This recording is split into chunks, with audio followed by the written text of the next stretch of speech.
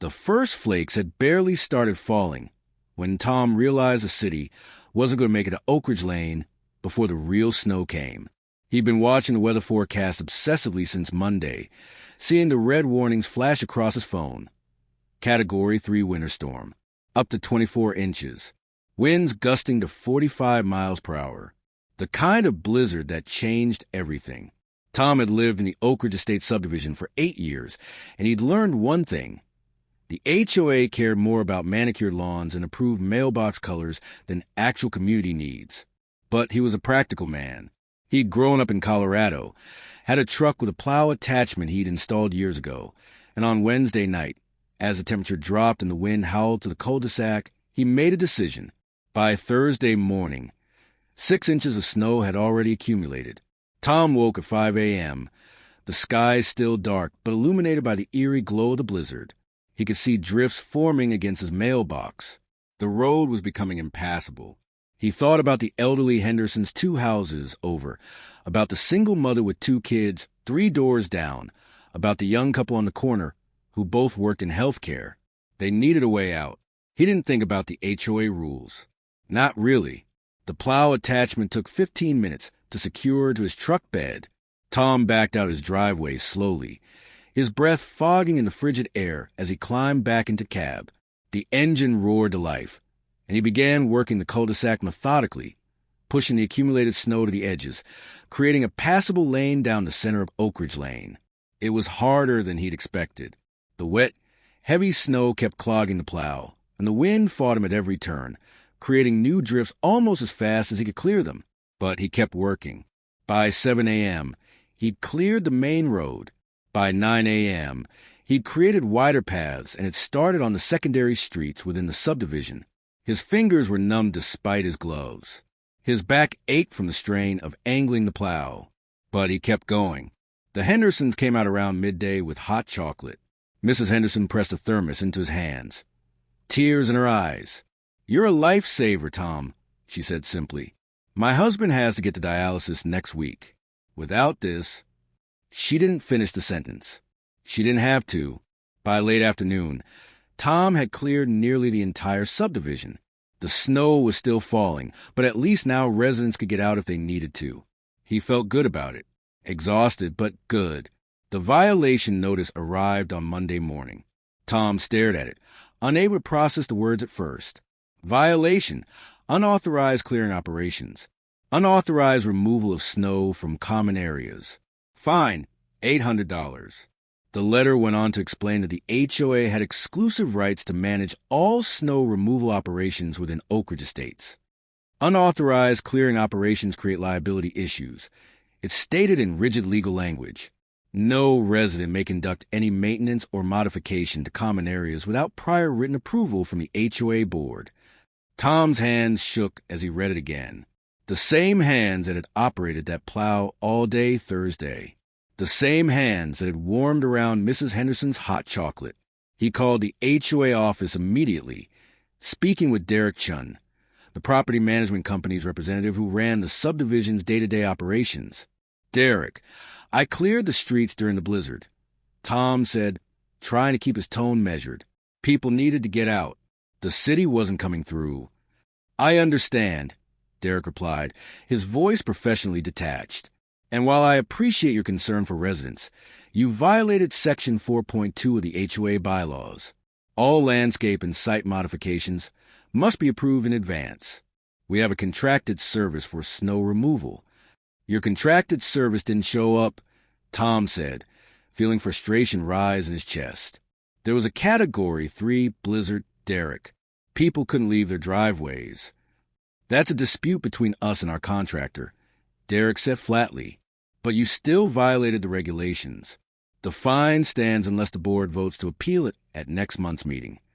Tom thought about letting it go. He really did. Lots of people would have just paid the fine and moved on. But something in him rebelled against the absurdity of it all. He decided to go to the board meeting in person.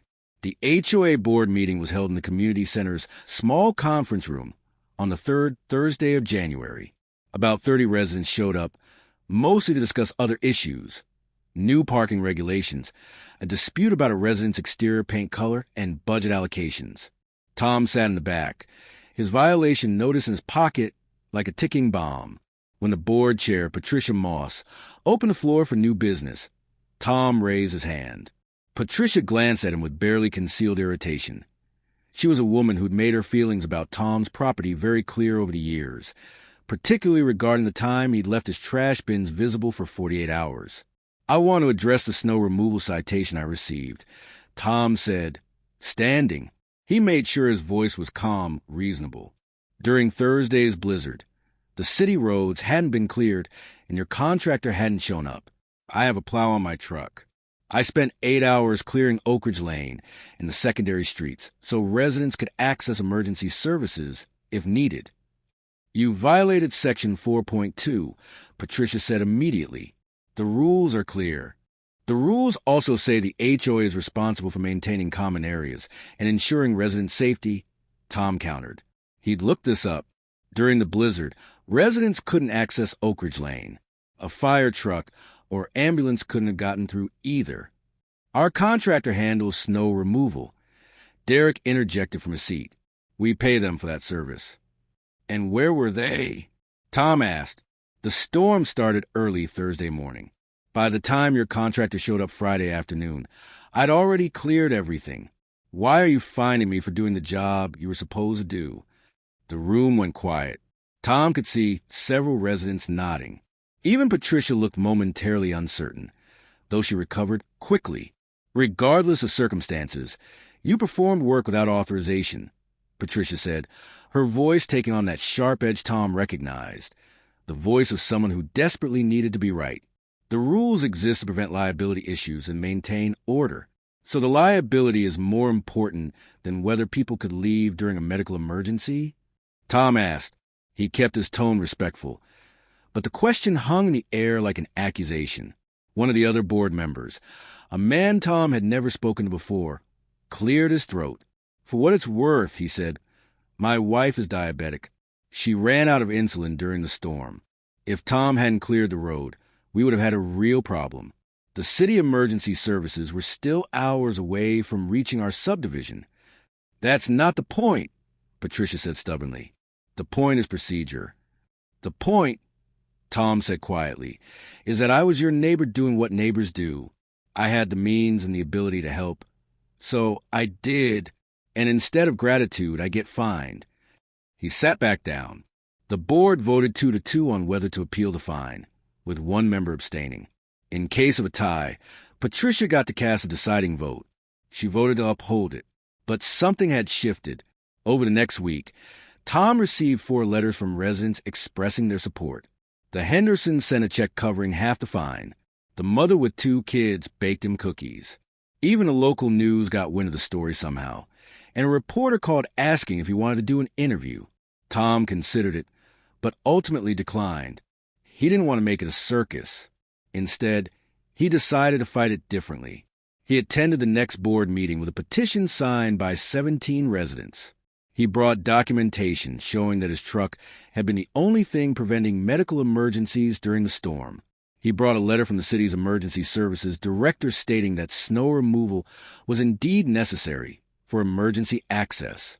He brought receipts showing that the HOA's contractor hadn't even been called until Friday morning. And he brought something else. He brought civility. He didn't attack Patricia or the board. He presented facts. He smiled. He was the adult in the room while they scrambled. The board, unable to justify their position with the petition in hand, and residents watching carefully, voted 3-1 to overturn the fine. Patricia, of course, voted no, but she was outvoted, and her power had been checked. As Tom walked out of the community center that night, several residents stopped to shake his hand.